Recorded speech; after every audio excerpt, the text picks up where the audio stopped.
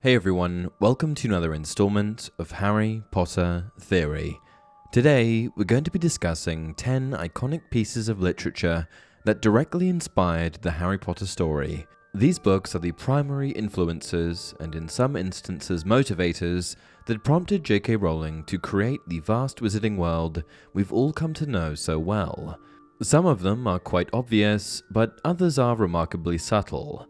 I'll also add that Rowling herself has given acknowledgement to most of the influences featured on this list. However, I will mention that there are a few which are simply analogues, too similar to ignore.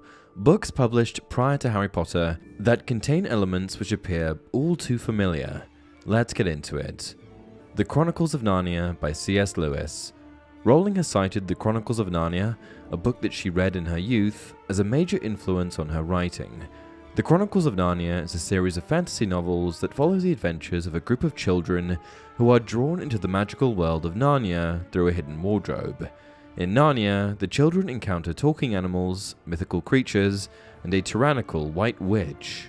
I found myself thinking about the wardrobe route to Narnia when Harry is told he has to hurl himself at a barrier in King's Cross Station.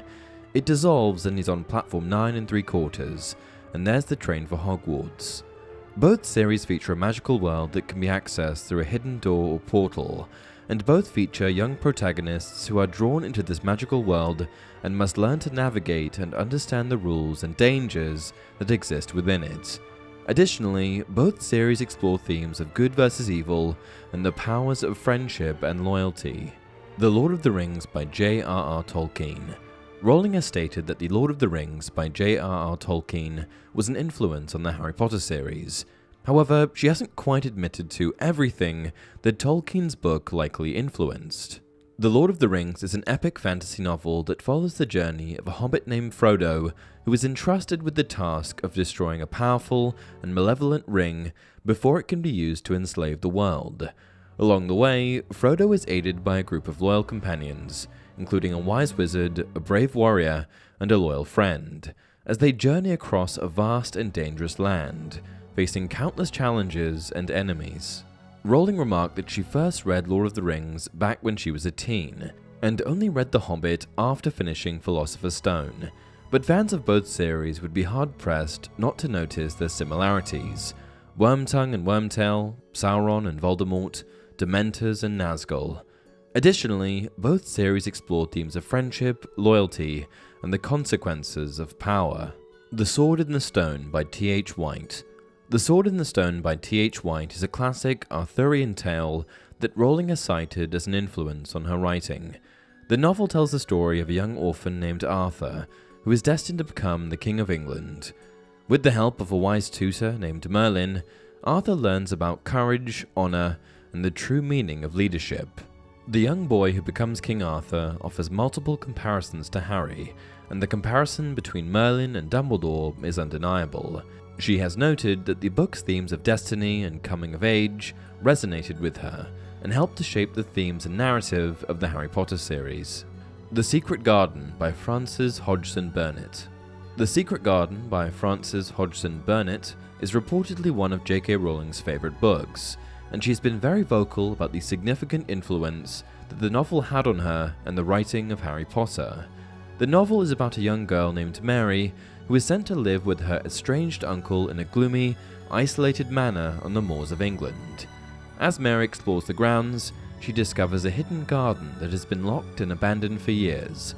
As it turns out, Mary Lennox, the main character, directly inspired Hermione. Like Mary, Hermione is intelligent, independent, and resourceful, and she plays a crucial role in solving the mysteries that arise in the story. Additionally, the themes of magic and self-discovery present in both The Secret Garden and the Harry Potter series may have been influenced by Burnett's novel. The Adventures of Sherlock Holmes by Arthur Conan Doyle. The Adventures of Sherlock Holmes by Arthur Conan Doyle features the brilliant detective Sherlock Holmes and his loyal friend and biographer, Dr. John Watson. In each story, Holmes uses his exceptional powers of observation, deduction, and logical reasoning to solve complex mysteries and bring criminals to justice. Rowling has been fairly vocal about her praise for Arthur Conan Doyle's work, and it's entirely likely that Sherlock and Watson, to some degree, inspired the characters of Harry and Ron. It's also entirely possible that Sherlock inspired Dumbledore, an enigmatic figure who seems to always be able to uncover the answers to complex mysteries. Matilda by Roald Dahl. Matilda is a children's novel by Roald Dahl about a young girl named Matilda who is exceptionally intelligent but neglected and mistreated by her ignorant and cruel parents. This book, which involves a magical child and mistreatment from parental figures, no doubt serves as an analogue to Harry Potter and his relationship with the Dursleys. The Phoenix and the Carpet by E. Nesbit. The Phoenix and the Carpet by E. Nesbit is a children's novel about a group of siblings who discover a magical talking phoenix and a mysterious flying carpet in their nursery. As they embark on a series of adventures with the Phoenix and the Carpet, the children learn about the power of imagination, the importance of friendship, and the dangers of greed. Rowling frequently mentions E. Nesbit in interviews, citing her very real child characters. In 2000, she even went as far as to remark that she identifies with Nesbit more than any other writer. The Wind in the Willows by Kenneth Grahame. In 2007, while reading for a group of students in New Orleans, Rowling revealed that the first book to inspire her was Kenneth Grahame's children's fantasy, The Wind in the Willows, which was read to her when she had the measles at age 4. The Wind in the Willows is a children's novel by Kenneth Grahame, first published in 1908. The story is set in the English countryside and follows the adventures of 4 animal friends: mole, rat, badger, and toad. Badgers are quite common in children's literature, at least in the UK, and the badger plays quite a prominent role in this story. Due to Badger's temperament in the story, I'd be willing to bet that he at least partially inspired the choice for the Hufflepuff House mascot. The Little White Horse by Elizabeth Goudge. The Little White Horse is a story from 1946, set in the English countryside, and follows the adventures of a young girl named Maria, who is sent to live with her uncle, the reclusive Mr. Dennison, at Moonacre Manor after the death of her parents. It's a story that follows a young orphaned protagonist that discovers her own special powers and sets out to right the wrongs of the past. These elements are entirely reminiscent of Harry Potter. In an interview with The Guardian, Rowling stated that she read and loved The Little White Horse as a child, and that it was one of the books that sparked her love of storytelling. The Iliad. The Iliad is an epic poem by the Greek poet Homer, written in the 8th century BC.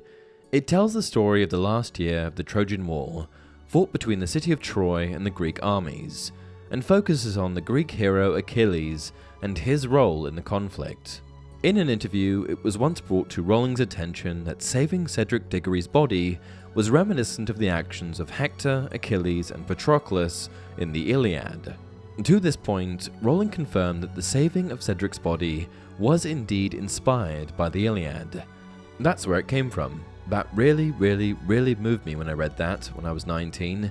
The idea of the desecration of a body, a very ancient idea. I was thinking of that when Harry saved Cedric's body. And that's it for this video. I know this was a little different than normal, but if you want more of this type of stuff, then leave a comment down below. Until next time, remember, it does not do to dwell on dreams and forget to live.